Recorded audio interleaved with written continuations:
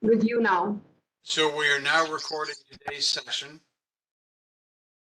And I was just having a conversation with a few of the participants about the first essay assignment. This one that I'm sharing on the Canvas platform. So have you all started this first essay?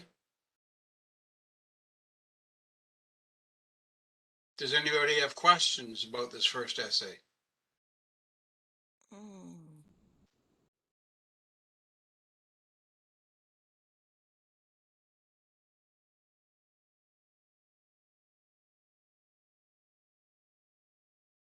Do you remember where it is?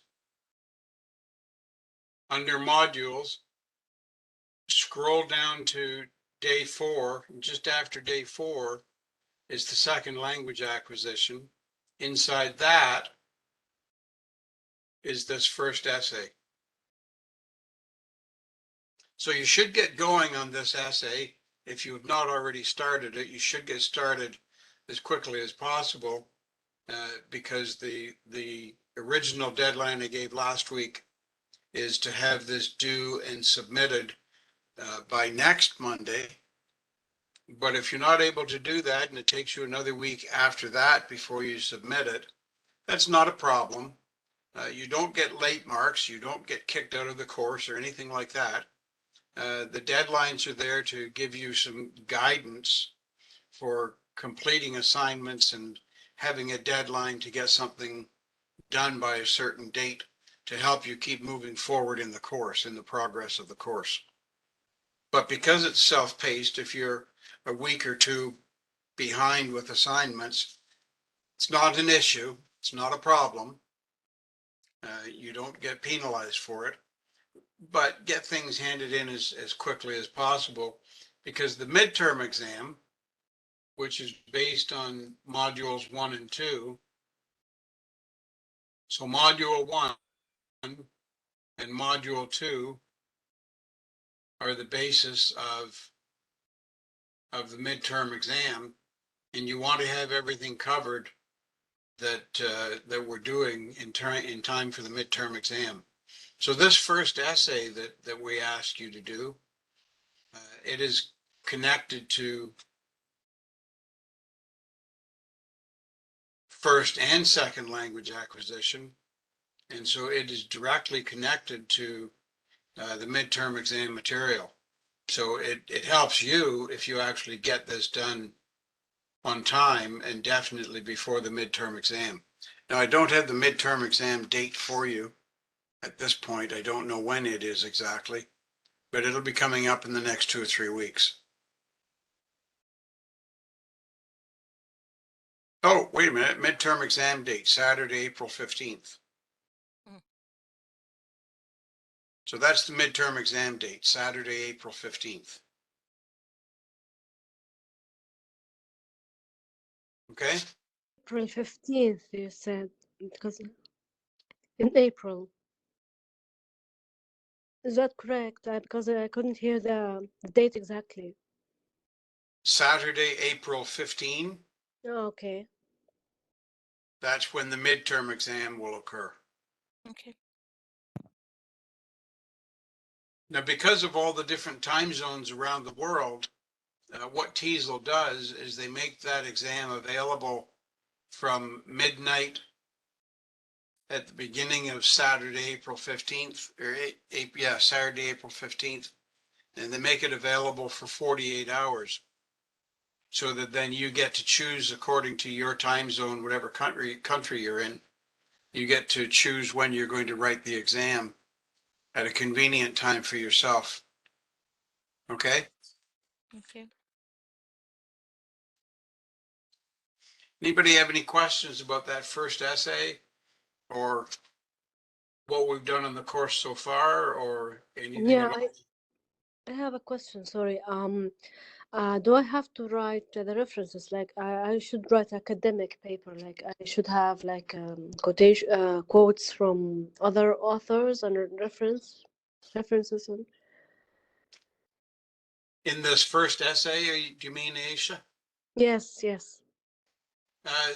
this particular essay is looking for your thoughts and your description of whatever the topic is.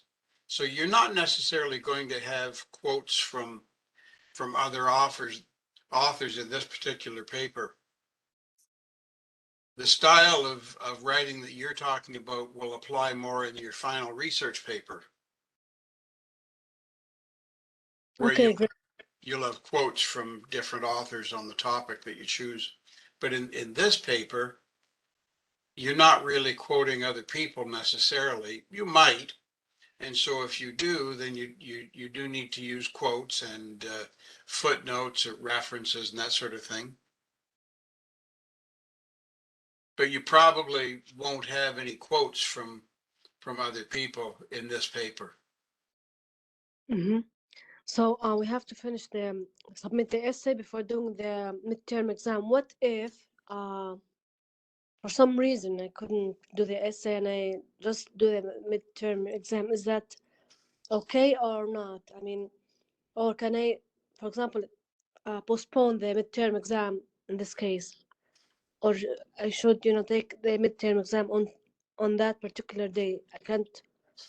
You should do the midterm exam when it is offered to you, because if you don't do it on Saturday, April 15th, it's going to be sometime in May or June before you get another chance to write the midterm.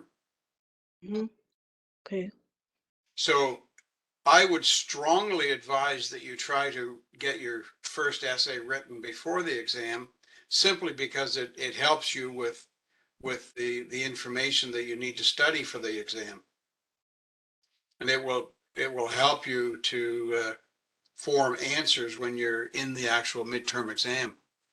But if you're not able to get that first essay written before the midterm exam, then go ahead and do the midterm exam. Just hand your paper in as soon as possible afterwards. Okay, thank you very much. I'm sorry I'm asking too many questions because this is all new for me. I have another question regarding the exams, the board exam and this one. Is there a sample paper exam so that we can, um, practice or? There are sample papers for the national board exam, for the final board exam, but there are no sample papers for the midterm exam. Uh-huh. Okay. Could you please share the link for the sample exams, please? If you go to modules, the modules tab, and if you go down to where you see the national board exam, right down near the end of the course, you see there are two versions here.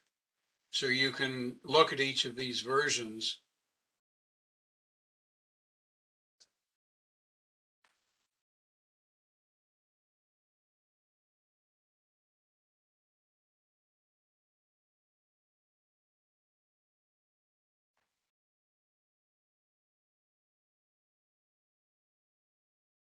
Oh, that's great. Thank you so much. Let me just go back here. There is a spot where it does show you samples of the questions for the final board exam. I didn't have the right spot there.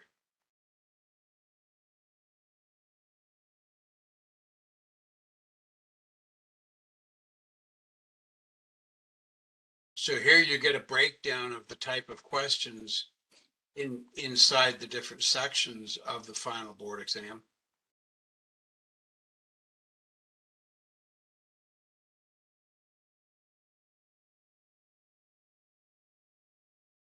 There's the breakdown again.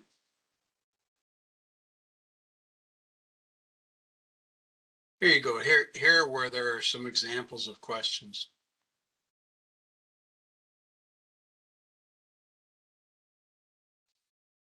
So that is under the final board exam instructions. Under modules, scroll down, way down near the bottom where you've got the final board exam, and then go to instructions right here. It's inside that instructions that you get examples of the exam questions. Okay. Okay, great. Thank you so much. All right. So let's continue now with our conversations about first language acquisition and second language acquisition. Now, I know I showed you this last week, but I'm just going to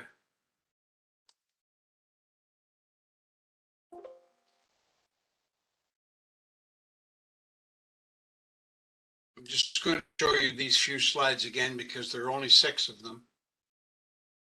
So I'll just highlight a couple of points again for you. A little bit of review here, and then we'll move on to second language acquisition.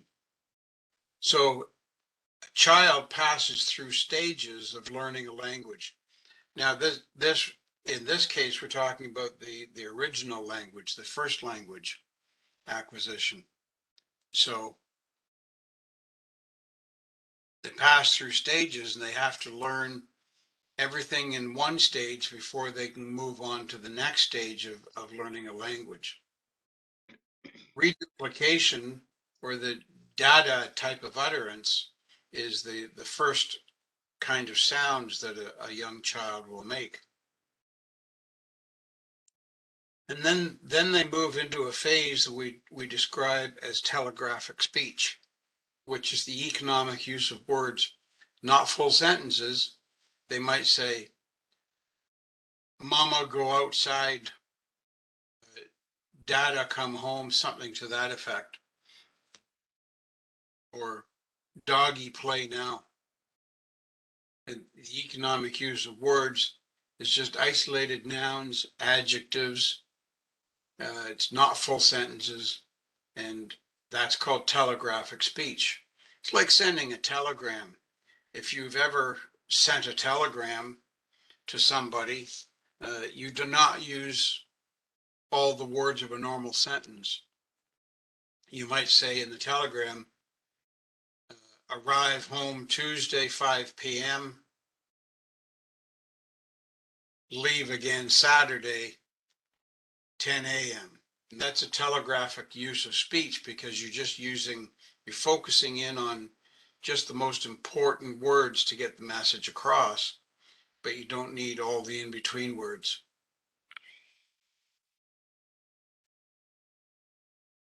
The mother or parent role in a child's life is very important because that whoever is in that caregiver role is providing the modeling, the language modeling, and providing the social interaction for the child to have. And it's very important for them to have a good role model. Noam Chomsky, and on the second language acquisition page where your foundation essay is written and described, you'll see a video by Noam Chomsky of a lecture that he gave a number of years ago at a university in the UK. You should listen to that recording several times before the midterm exam because it has a lot of useful information in it that will help you tremendously. But in 1965, Noam Chomsky devised this theory called the language acquisition device, or LAD, and he proposed that we all have an innate predisposition to learning language. He says we are born with the wiring in place. So Chomsky says we've all got that language acquisition device, that hard wiring in our brain. We just need exposure to the language being spoken around us in order to activate what is already there to make the predisposition become our communication style. So that's just that short little slide presentation.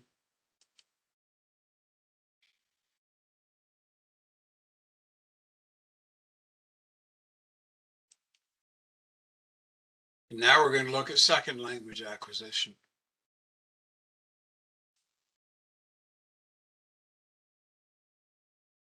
So all the details inside this PowerPoint I took from the Canvas platform. So you'll encounter these points on the Canvas platform. Classical conditioning is when learning is understood as an observable change in performance on the part of an individual. So if your performance does not change on a particular topic, then it could be said that you're not learning anything.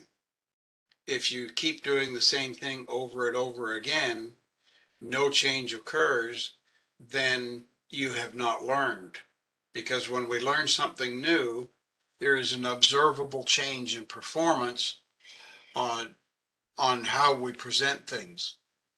This is brought about in two distinct ways, either of which involves the mechanisms of stimulus and response. Creative learning is when learners bring to the learning process their creative ability to perceive and detect relationships and to recognize analogies and contrasts. They are interactive, influencing the environment, and conscious of at least part of the process of language acquisition. A living language is one that the student learns to think in it. So your natural language that you learned when you were a young child and you speak every day of your life, that natural language is a living language for you because you think in that language as well as speaking in it. If you've already learned a second language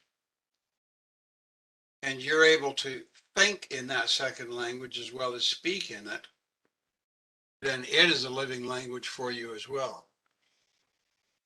If you have to think in your home language, your mother tongue, and translate in your mind into the second language before you speak it in the second language, then that second language is not a living language. Does that make sense? Any questions about that, folks? Can you No, repeat thank you. that point, please? Sorry. That's okay. What did you ask, Solmez? No. Everything is clear. Thank you. No, it was me, Aisha, about the second language. If you translate, you were talking about translating the language on the. Oh, all right, Aisha. Sorry, I didn't realize it was you that asked the question. Sorry. So yes, the living language. So your native language. What is your native language, Aisha? Arabic. My native language is Arabic. So Arabic was the language you grew up with, first language you learned. Mm-hmm. And so you think in Arabic and you speak Arabic, correct? Mm-hmm. Mm-hmm. Yes, Now exactly. you also speak English, Yeah. obviously. You Mm-hmm. speak English very well. Mm-hmm. Do you, before you say something in English, do you think in English or do you think in Arabic and then translate in English in your mind? No, I think in English because if I think in Arabic and then translate, then I will make mistakes because Arabic and English are different, a bit different, especially Yes, in word order. Yeah. you're right. There are quite a few differences between Arabic and English. So good for you. So that means that both Arabic and English are living languages for you because you think in that language before you speak in that language. Mm-hmm. So that was the point that I was making. Okay. Thank you. You're welcome. Does that make sense now? Yes. Yes. Okay, very good. Words allow us to represent nonverbal concepts and to deal abstractly with experiences. Motivation. There are two types of motivation. Intrinsic motivation is the internal desire to learn for personal growth or self-improvement. Extrinsic motivation is an external requirement. Perhaps an employer requires the second language to be learned so that you can do business in that second language. But those are the two types of motivation. Intrinsic is internal, extrinsic is external. Just keep in mind the in, X, X. So that's a good way of keeping track of which one is which. And here's Noam Chomsky again. He was an American linguist, philosopher, cognitive scientist, and historian. A major figure in analytic philosophy, one of the founders of cognitive science, and he played a pivotal role in the decline of linguistic behaviorism, particularly critical of B.F. Skinner. Here's the diagram of the language acquisition device. Now, I showed you this last week just quickly, but we'll look at it again. There's the linguistic input. It feeds into, we hear this going into our ears, and it feeds into the language acquisition device in the brain. And this is what Chomsky says, everybody has one of these. And then this generates a theory of language, the phonology, morphology, semantics, and syntax. It processes what we heard. It gets processed through the LAD by our brain, and that determines our grammatical competence, the comprehension of other speech, and our speech production. This is just another diagram of the LAD process and the mechanism of innate theory. According to Noam Chomsky, the mechanism of language acquisition formulates from innate processes. Innate processes are just, those are things that are already existing in our minds. We're born with them. They're already there. They just need some stimulus to activate them and cause them to provide output in the form of speech. And then there's Stephen Krashen, who says that second language acquisition develops exclusively through comprehensible input. That is, second language students acquire language competence by exposure to language that is both understandable and meaningful to them. By concentrating on meaning, they subconsciously acquire form. So that's Stephen Krashen, which is a different thing from Chomsky's LAD device. Krashen believes we need to have the exposure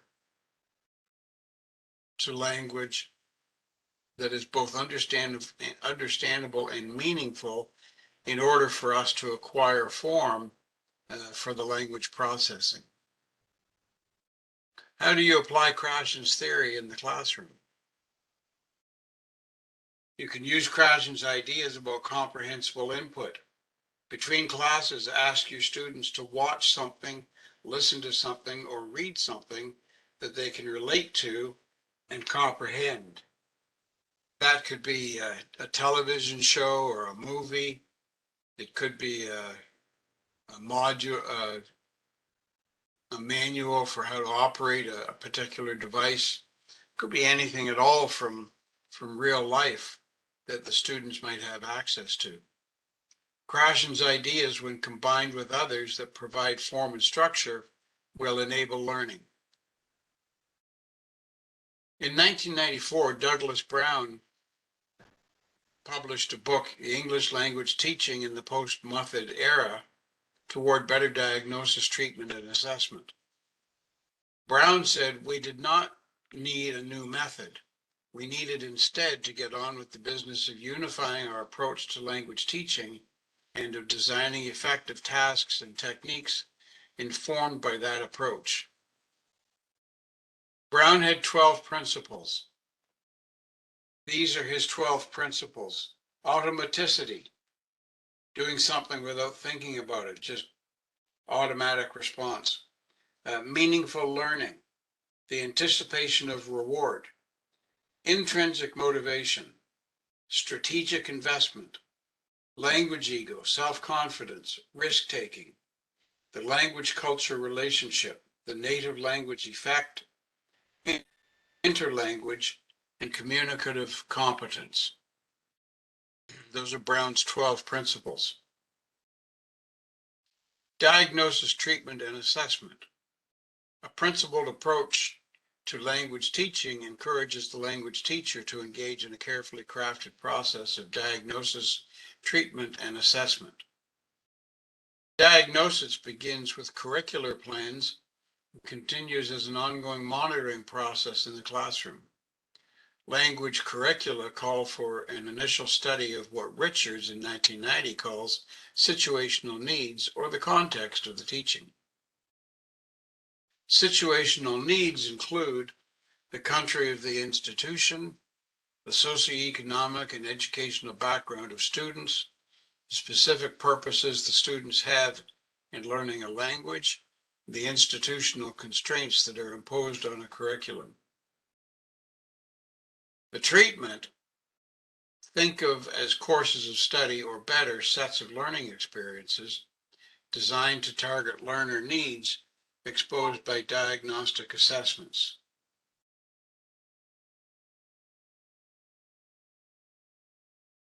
"38 language teaching techniques categorized by Crooks and Chaudron in 1991.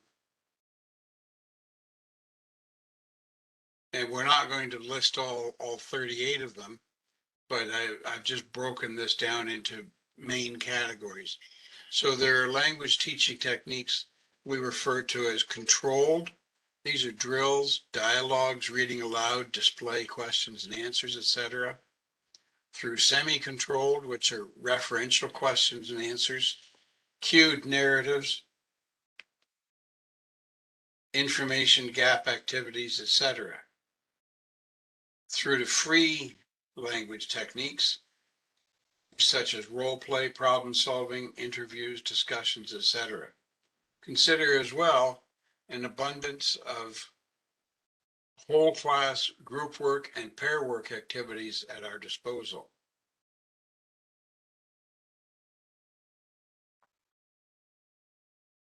Assessment methods of old offered nothing in the way of assessment techniques.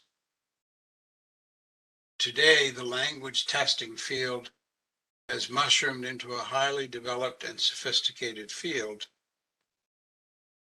with numerous facets.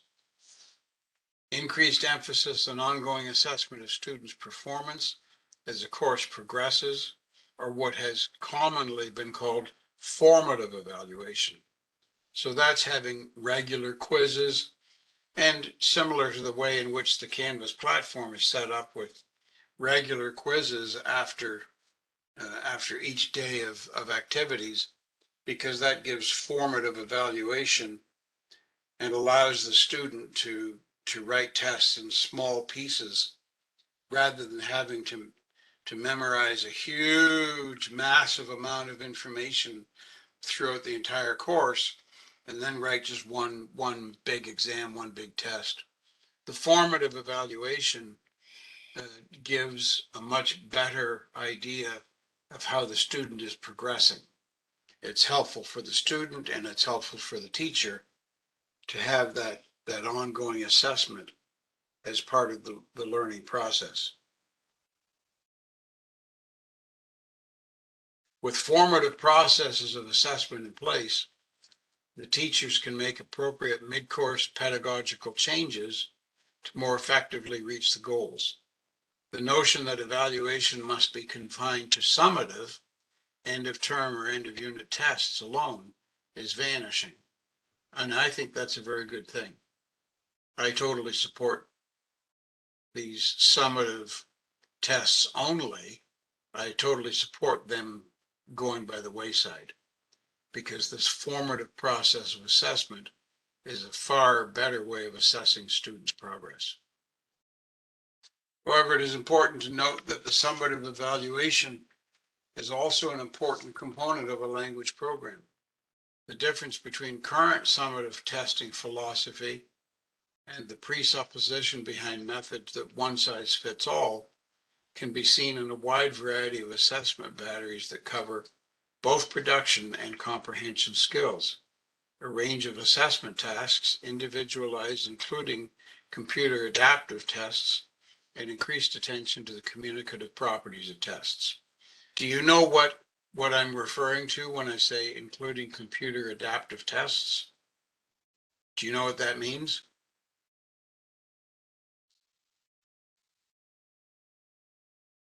Anybody?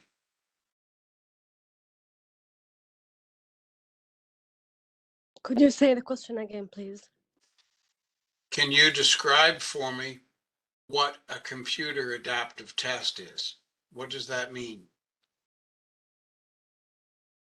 Well, students take the exam on a computer, so something like that. Not exactly, not exactly. Now, the tests we're talking about are done on computers, yes. But these types of tests, the way they work is that questions will be asked about certain topics related to the course of study. And depending on how the student answers those questions, if they give a lot of correct answers, then the computer adapts the question process and shifts to a different set of topics. So the computer is adapting. The computer is looking for areas that the student does not know as well. And because they want to find out what the student really knows and really doesn't know very well. So the computer will adapt its questioning. In the middle of the exam, it will change the question that you get next, depending on how well you did on the previous questions. So does it mean that it would then ask questions on what you don't know when it notices that you're getting most of the other questions? It just adapts and then starts to ask you things it presumes you do not know. That's exactly correct, Okay. Nicolika. Yes. Yes, the computer is able to assess how accurately you're answering questions. Mhm. And if the computer thinks, oh, this person doesn't know what we're talking about, then they'll ask more questions about that topic that the student is not familiar with. Okay. Thank you. Because it's a type of test that is trying to catch the student unaware Mhm. and find out where their weak spots are. Okay. Thank you. I've taken a placement test, an online placement test, which is exactly what you were talking about. So if you answer too many questions, too many correct questions, and then it gets harder and harder. The test gets harder when you answer wrongly, and then it gets easier. So I know now I understand what you mean exactly. Yeah, that can happen as well. And these computer adaptive tests, these are often used for students of nursing in the medical field. I know of some nurses who were writing exams when they were getting their nursing certification. The tests that they had to write were computer adaptive tests. So there were none of them wrote the same test as other people in the room because the computer was changing the questioning for each one of them. So it's an interesting concept.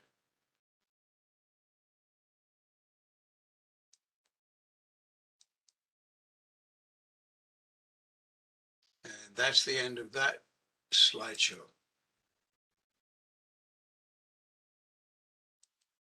Any questions, folks?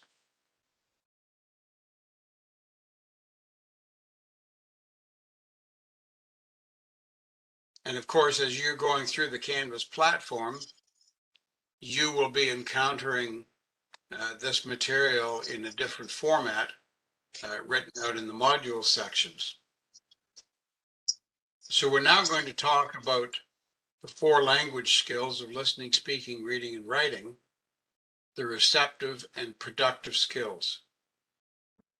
I have a question regarding the previous about assessment regarding the previous slides. So, should we know about the difference about assessment and evaluation, or just summative and formative assessment that is only covered in this foundation part? Well, you should know the difference between summative and formative evaluation. And you should be able to describe them. Because summative formation is not used as frequently now.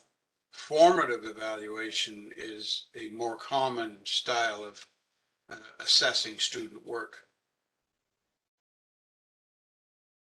Okay. So you should be aware of both of them and be able to describe them.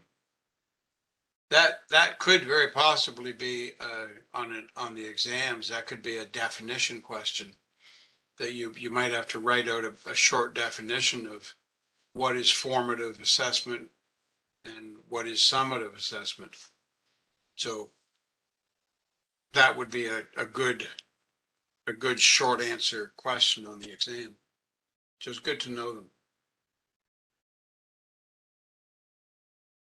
So when we look at these 4 language skills, can you identify for me which skills are receptive?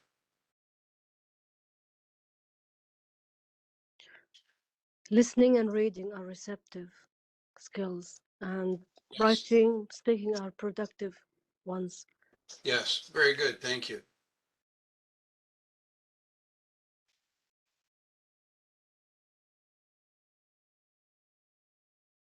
Listening is a two-way street. Speech and sound is produced and somebody is hearing it. So somebody speaks, somebody listens. Speech and sound is initiating sound, speaking categories, tones, intonations, accents, just like piano keys with music. The initiating of the sound processes an image for the receiver. And with the speaking categories, they relate it to a meaning. Tones, intonations, and accents, just like piano keys, for the receiver of speech, it's just like reacting to music, sad or happy with a mood change. So the receiver expresses some kind of emotion based on what they hear, just like when we listen to music. Speech classifications, the monologue versus the dialogue. The monologue is one person speaking. The dialogue is 2 people speaking. So just before I continue, I see on the screen with the participants in the webinar here, I can see everybody's name except for one person who just has a series of numbers and letters. So it's 2ATMVVPEH23. Who is that person?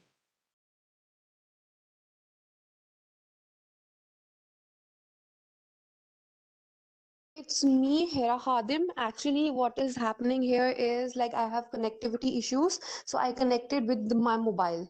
So that's why it's appearing like this. I will change my name in a while. That's okay. I'm sorry. What is your name again? Hera, it's Hera. Hera. Okay. Hera Kadim. Okay. So that's fine. I mean, I understand there are connection issues in different countries. I understand Yeah. that. It's just when I can't see the name, because I like to keep track of the attendance, when I can't see the name, I don't know who to write down. So Okay. that's okay, Hira. You don't need to change the name, but that's fine. I just wanted to find out who you were. Okay, Oh, that's good. okay. That's good. Thank you. No problem. So with a monologue speech, you can have a planned monologue with no redundancy in it, or an unplanned monologue where there's more redundancy in the speech. And one must process long stretches of speech without an interruption in a monologue. In a dialogue, there's interpersonal for social purposes, transactional, where factual information is being shared, unfamiliar, we add references in that, and familiar with the subject. Second language learners need to pay attention to the factual information especially. Transactional is important for second language learners. Remember, as we're going through these presentations, if you have any questions, by all means, interrupt me and we'll talk about these things, okay? So don't hesitate to interrupt me. I don't mind that at all. In fact, I would prefer to talk about something right in the moment when you have a question rather than trying to come back to it later. The kinds of listening performances. We start off with reactive, listening to the surface structure of an utterance. Intensive is focusing on certain components of the discourse. Responsive is eliciting immediate response from the learners. And selective is scanning the material for specific information. Extensive is developing a top-down global understanding of the utterance. Interactive, including all of the above as students actively participate in discussions, debates, conversations, role play, etc. Teaching listening comprehension. In an interactive, develop listening comprehension competence.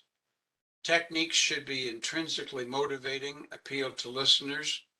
The techniques should utilize authentic language and context, use real-world tasks, carefully consider the form of the listener's responses to assess their comprehension, encourage the development of listening strategies such as the following: looking for key words, looking for nonverbal clues to meaning, and predicting a speaker's purpose by the context of the spoken discourse.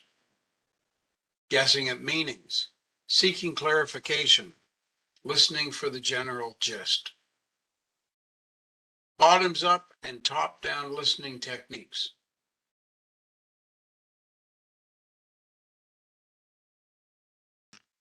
You should include both bottoms up and top down listening techniques.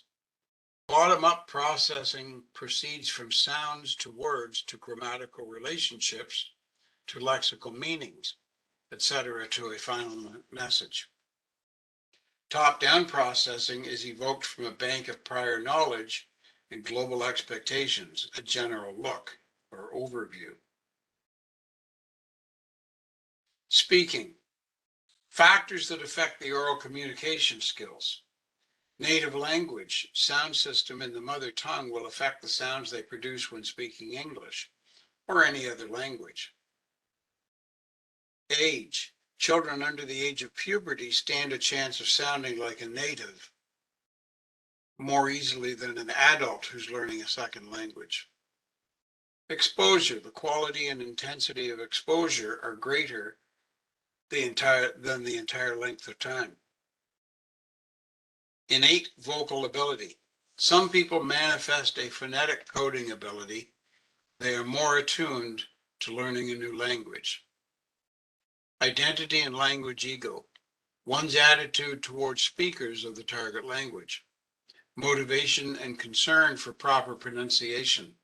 The motivation will strongly influence their results.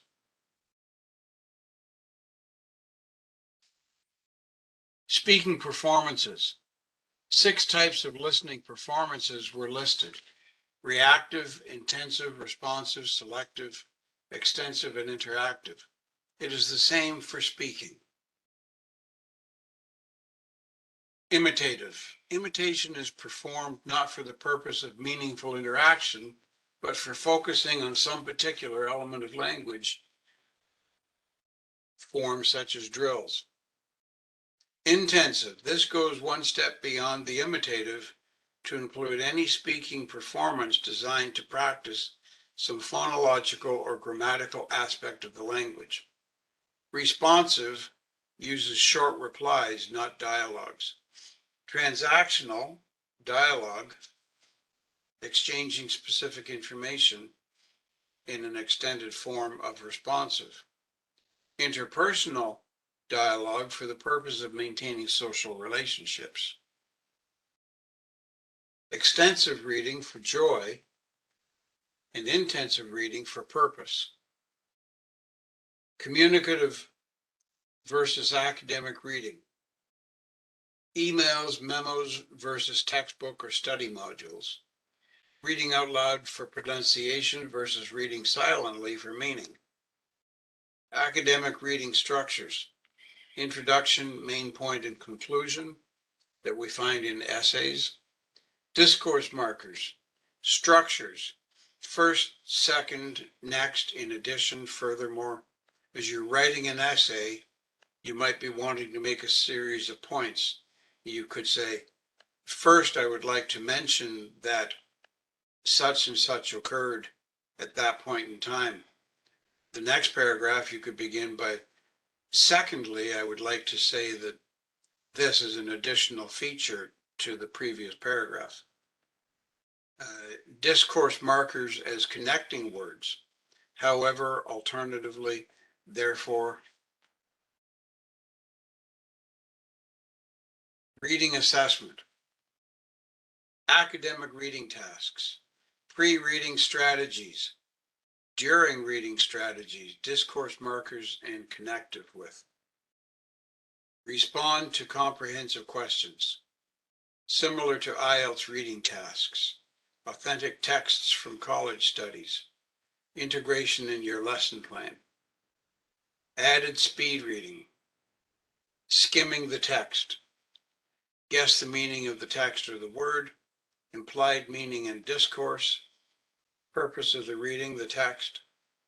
And silent reading for intensive content bottom up, extensive scanning top down.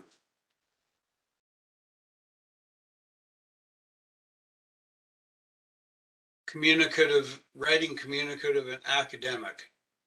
In academic writing, you have process writing with pre-reading strategies, brainstorming, writing, formulating ideas, review, self-edit, and C, the post-writing strategies of editing, rephrasing, change of orders, composition, rewriting, conclusion, etc. Then you have the text structure. The introduction, the main point, the conclusion, the writing assessment, authentic material, and integrated with lesson plan.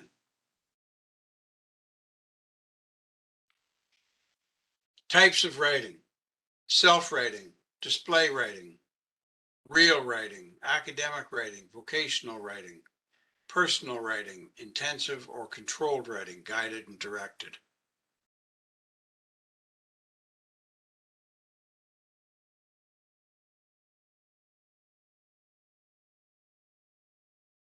Any questions about that PowerPoint, folks? Yeah, I do have questions. Reading, so skimming and scanning was not, discussed there and there.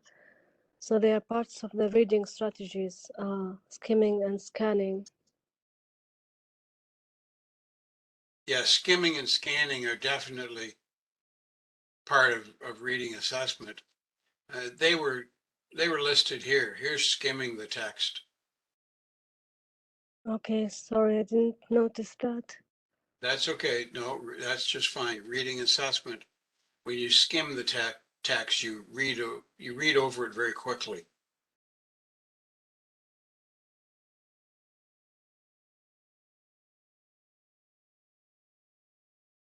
But you're absolutely correct, Aisha. Skimming and scanning are key to reading assessment. Any other questions or points about that PowerPoint?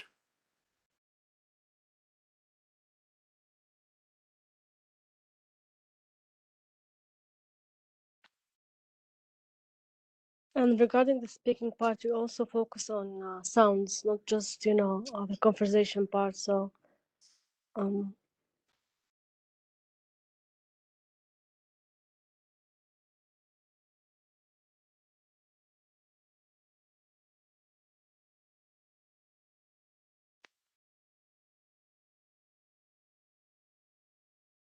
Yes, you're right. And This slide was referring to how we process the sounds. The sound system of the mother tongue will affect the sounds that are produced when speaking English. Yeah, definitely. Yeah. You're right, the sound, the impact of the sound of the words is important as an aspect of the production in the second language. That's very true. Any other points or questions that you had, folks, from this PowerPoint?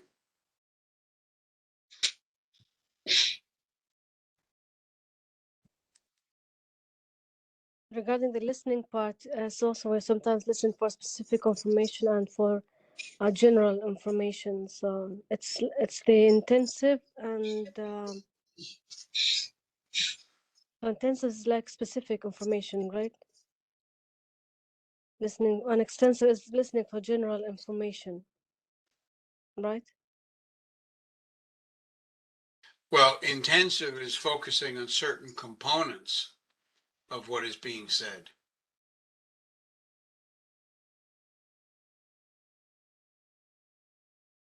Extensive is developing the top-down global understanding of what is being said.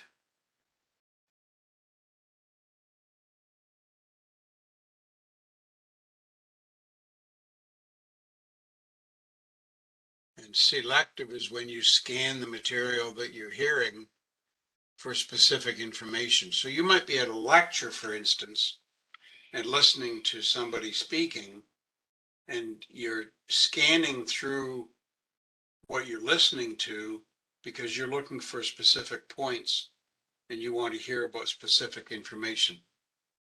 Yeah. So that's being selective with your listening process. The IELTS exam actually tests all these skills. I've taken IELTS several times, and I'm not familiar with TOEFL, but it tests all your skills, reading, listening, and speaking. They focus on well, not really Yes, accent, not your accent, not really. But if you can you communicate in English, it doesn't matter the accent. I mean, sometimes you speak with a different accent, but still people can understand you. that's exactly right. Yes. And there's nothing wrong with having an accent, because if your native language is not English and you carry an accent with you into the speaking of English, I totally agree with you. That's not an issue. That's not a concern. As long as you can be understood with what you're saying, it's the communication in any language that's the important thing.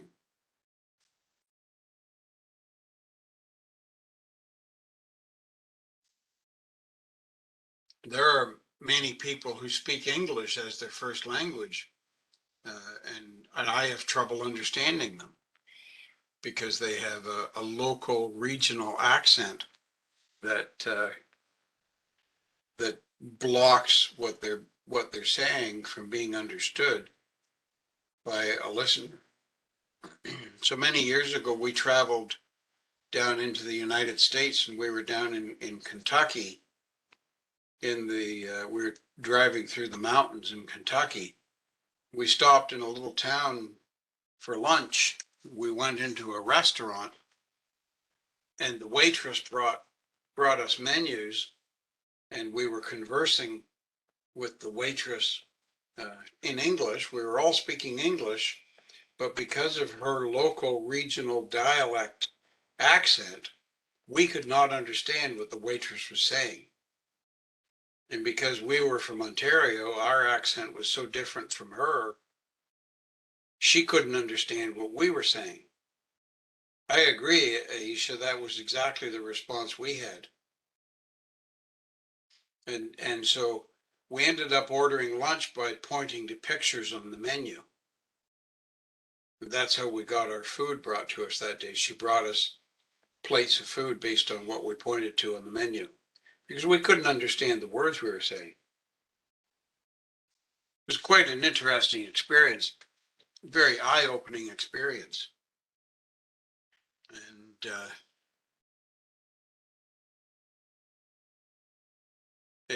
taught me a lot about actually communicating with other people.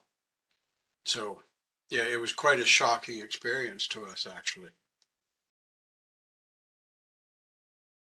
All right, any questions, ladies and gentlemen?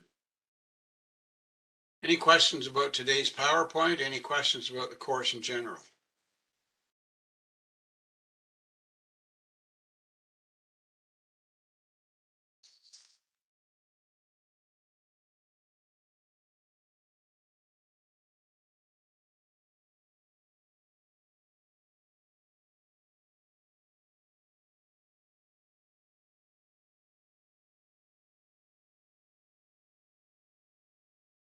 Yeah, regarding the we have to submit a conversation lesson plans 10, I guess. So the deadline for this one is after the midterm exam. Yes, that would be fine. Okay. And Alham began the conversation activities with you on Saturday. Yes. Okay, I'm just going to show you my conversation activities.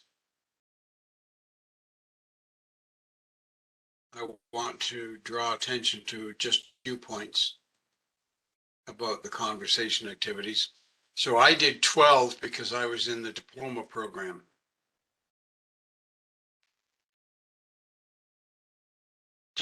Depending on the program you're in, you may have to do 10 or 12, but I did 12. So I always open up with a page of just an introductory statement, a little bit about my philosophy of classroom etiquette and protocol.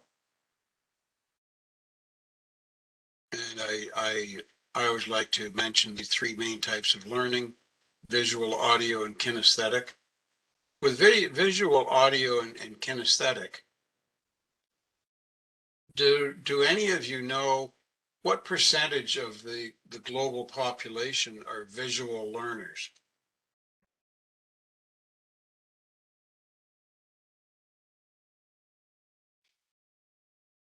But then a person, I guess, in my opinion, can be the three of them. I can't just be visual, for example. I also like to listen sometimes and to do things. So it's just isn't like black and white. It's sometimes a mixture of everything. You're absolutely correct, Aisha. However, everybody is predominantly one type of learner. So there's one style of learning that will appeal to you more than the other two. Yes. Do you know which that is? Is it visual, audio, or kinesthetic? Maybe kinesthetic. Oftentimes, and as you mentioned a moment ago, it depends on what you're doing, right? Mm-hmm. But around the world, visual learning is the most dominant form of learning.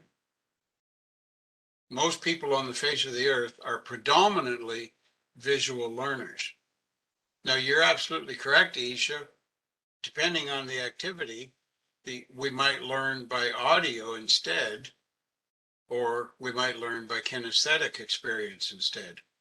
But for the most part, people are visual learners.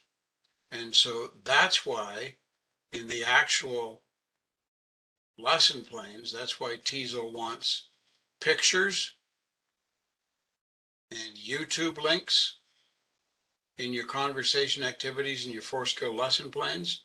So be sure to copy these pictures from free sites on Google, such as ClipArt, or there are many different sites. Dreams Time is another one. You can get free images. So they want you to include pictures, and they want you to include YouTube links that relate to your lesson assignments.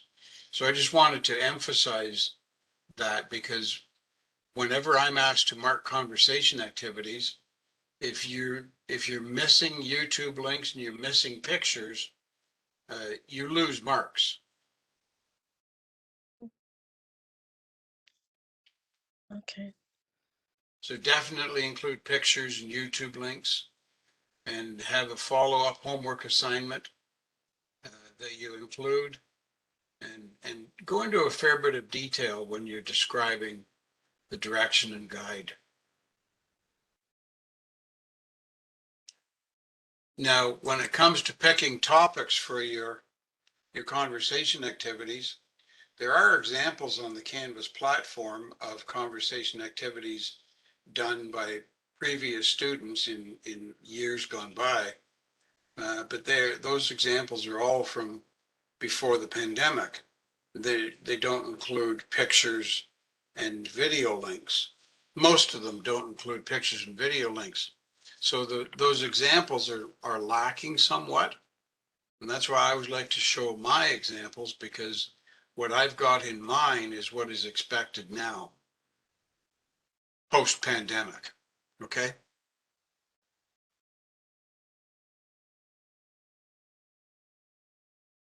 Have you started your conversation activities yet? Not really. When you're choosing the topics, you can choose any topics that you want for your conversation activities. And if you have teaching experience, you could even use examples of lesson plans that you've done from the past with your teaching. For instance, Carlo, with your experience teaching electronics, you could use experiences from the past and you could develop conversation activities and 4 skills lesson plans based around some of those former classes that you held with students. Absolutely. That sounds like a good idea, actually. Because you don't need to recreate the wheel here. Just draw on your personal experience from your past, from whatever, or if you're currently teaching anywhere, you could draw on the experience of the students you currently have and develop a lesson plan. Think of these conversation activities and these lesson plans that you're doing as assignments for TESOL. Think of them as developing actual lesson plans that you could use in a classroom situation. These should not just be standalone theoretical designs. These should be usable and practical application items. So draw on your previous experience. I have a question. Any Do I questions? have, yeah, Yeah, go sorry. ahead. Go Do I ahead. have Sorry. to write the teaching philosophy? So at the beginning, you had like a short introduction. Is that compulsory to include in my lesson plans, or I just go directly? No, no, Okay. you can go directly into the lesson plans. You don't need to do a page like this. I always do a page like this. That's just because I like to do it. Mm-hmm. But you're not required to have a page like that. You can just Okay. go directly into your conversation activities. And if I adapt a lesson plan, so I should write the source, of course. But when I adapt from the internet or from a book, Well, you should be creating something that's quite original. You should not be adapting lesson plans from a book. You should be creating. You can borrow the topic from a lesson plan in a book, but you should be creating the actual lesson plan yourself. You see, if I was asked to mark your conversation activities, Aisha, and you had indicated that conversation activity 1 was adapted and copied from this book, I would probably give you a 0 on that conversation activity and ask you to create something original. mm-hmm. Because anybody can copy from another source. Mm-hmm. The whole point of this is for you to have the experience of creating something original. based on your experience or based on your knowledge or what you've read about. And yes, we all put together ideas from other sources that we pull together and we create something new out of it. So my first conversation activity was about grocery shopping. And so everything here is about grocery shopping. But I didn't copy it from a lesson plan book or anything like that. And then my second conversation activity was shopping for a vehicle. And I said, the background here is family or work requires them to own a vehicle. Family might require a van, an individual might require a car for work. And so then I've got a car picture, a van picture, and a YouTube link about test driving a new car. But these were just ideas that I came up with on my own. I didn't copy them out of a book. Does that make sense? Yeah, thank you. And then here, my next one was shopping for materials to build a shed, like a garden shed in the backyard. So I've got pictures of that. Got a YouTube link for a video about visiting a lumber yard, buying the materials at the lumber yard. And then they actually do a role play where they're buying and selling the different items necessary to build a shed for the backyard. This is always good when ordering from a menu, takeaway or in a restaurant. So pictures of menus, and you have the family ordering from a menu.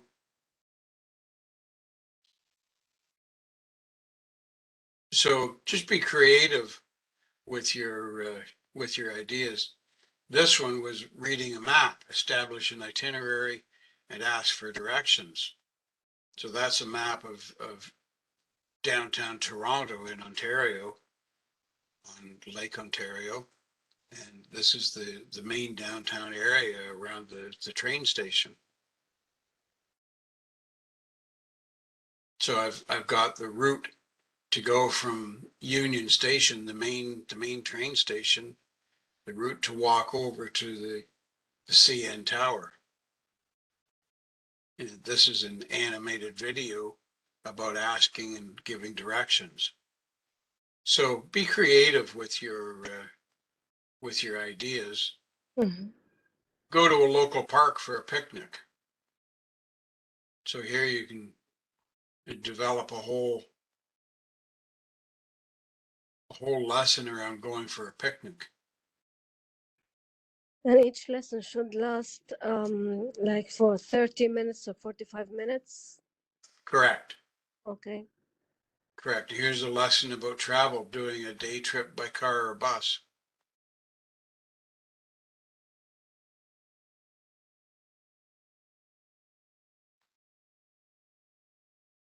So just be creative with your ideas, and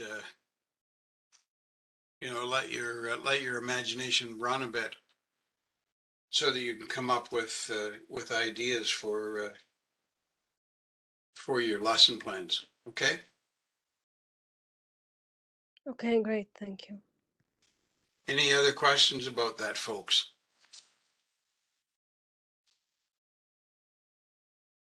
Any questions about the course in general? I do. It's Carlo. I have a question that is just I'm just kind of curious about, and that is in terms of proportion, men and women actually wanting to become English teachers. Is there any like rule of thumb, if you will? Is there, because it appears to me that there's way more women that are taking this course anyway than there are men. And I was just kind of thinking about that, and it's like, when you're teaching English, like abroad, is is your gender, going to have an impact on whether you're going to be suitable for a particular project or engagement? Well, you've got 2 or 3 questions in there, Carlo. They're all good. Yes, I'm packing it. Yeah, yeah. They're all packed together and tied up nice and neatly in a bundle. But as far as the final question, when you go overseas to teach, would be being a female versus a male, would one be a preference over the other? I'm not really sure about that, but I do know from my history with the TESOL courses and the TESOL classes that I've been involved with in the last few years, the vast majority of the participants are women. Good to know. I think that has a lot to do with the fact that many of the women who take this course are elementary school teachers or connected to elementary or junior secondary school teaching.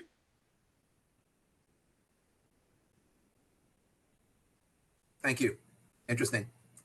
Yes, you're welcome. But I don't think it would impact negatively if you're a man wanting to teach overseas.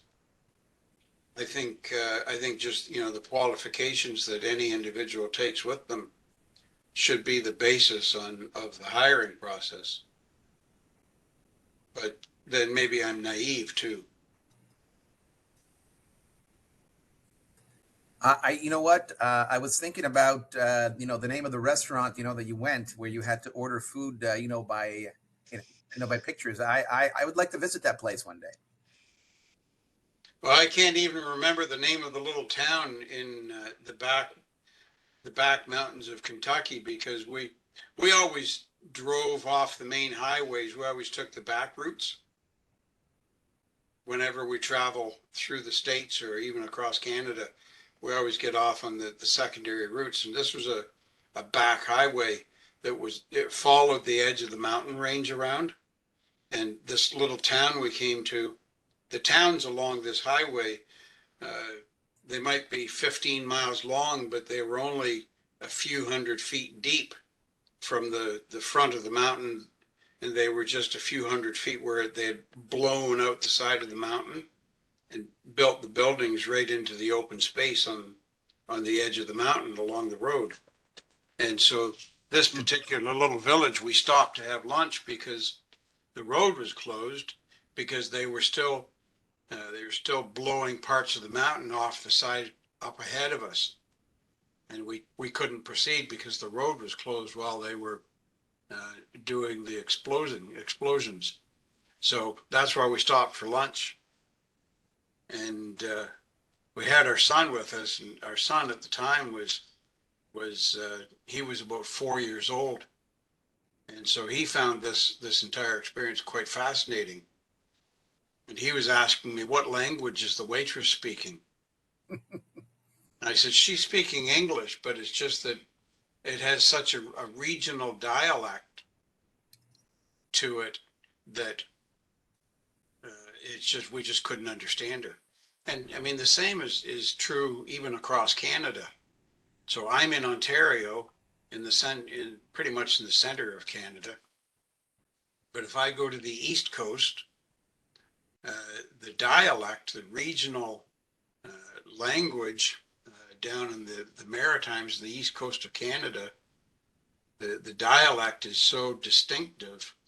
They pronounce the words in such a different manner than I am used to saying them and hearing them that I had trouble understanding the East Coasters. And that's inside my own country. And I'm sure inside each of your countries, you've noticed very distinct dialect regional differences in the way people speak within your own countries. I know within Iran, there are many different languages spoken. Within Pakistan, there are many different languages and regional dialects spoken. And so language is a fascinating thing.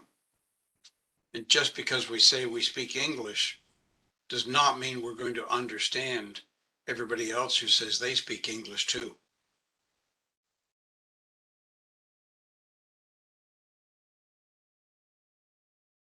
But it's an No.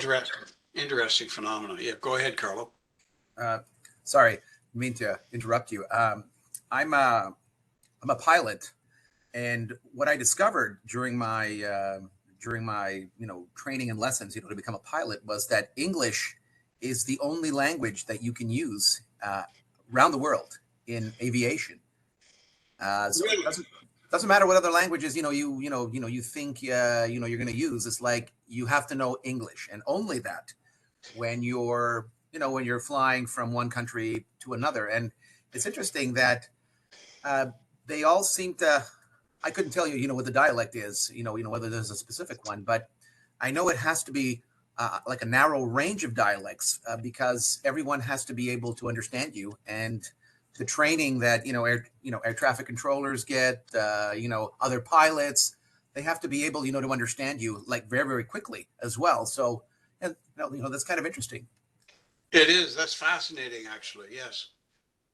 And I didn't realize that, but that is very interesting. Yeah. So what kind of planes do you fly normally?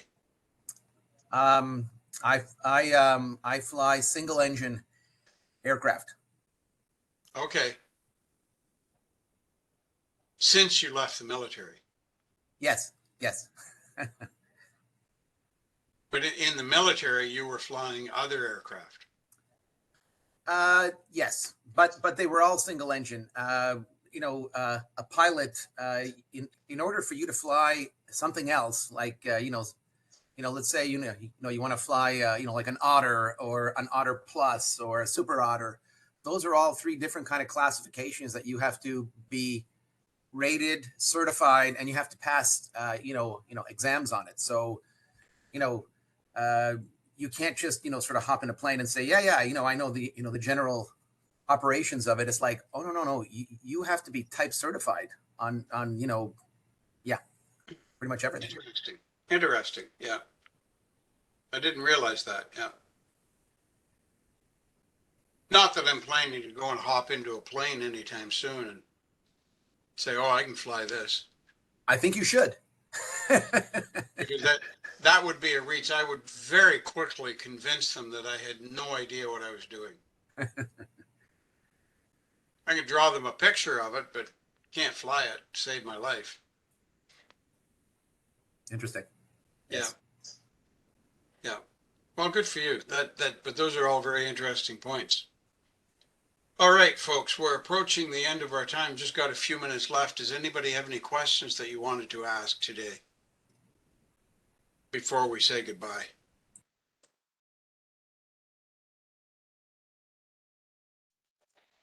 No, I have thank one. you. Okay, I have one more week with you next Monday. And then when we get into April, the schedule will change slightly because Anna Patricia will be back on Wednesdays.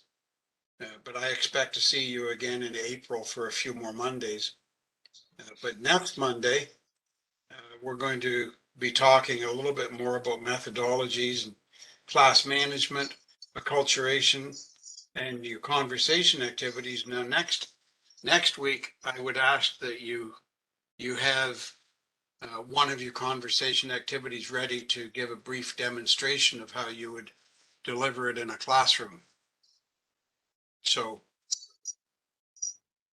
next Monday, each of you will have a chance to give us a demonstration of a conversation activity. So Carlo, this is where you could give us a demonstration of a conversation activity you designed related to the teaching of aeronautical electronics. Absolutely. And We should choose one topic for a conversation activity, or no, 12. well, you need to complete 10 or 12 to submit for the assignment. But but during the presentation next week, you're only going to be showing us one example out of all of your conversation activities. Okay, so right now this courses is on Saturdays or Mondays, not Mondays, yeah? Right now, we are only doing lessons on Monday and Saturday. Uh-huh. Okay. In April, we'll be adding Wednesday into the course Uh-huh. In schedule. April. Okay. Right. Thank you. Hi, Daniel. Because I was in a little bit later, I had missed where you said we could find the assignment in the module section. Would you please refer me to the place? Which assignment was that, Nicolai? The Okay. very first one you were talking about, before I got into the class. I think, The first essay, yes, I think so, yes. the foundation essay. The one you said that is due next week, Monday. Okay. The foundation essay under your modules on the Canvas platform, if you go down just after day 4, go into the second language acquisition tab Okay. right here. Mm-hmm. In the second language acquisition, scroll down, and this is where you see the first essay, assignment 1. Okay. This is the only place that this essay is described. Okay. Okay, you won't find this under the assignment tab or quizzes tab. The only place you'll find this essay described is here under second language acquisition in the modules. Okay. So you choose one of these topics and you write 2 to 5 pages about it. Okay, Okay. very good. Any other questions, folks? No, thank you.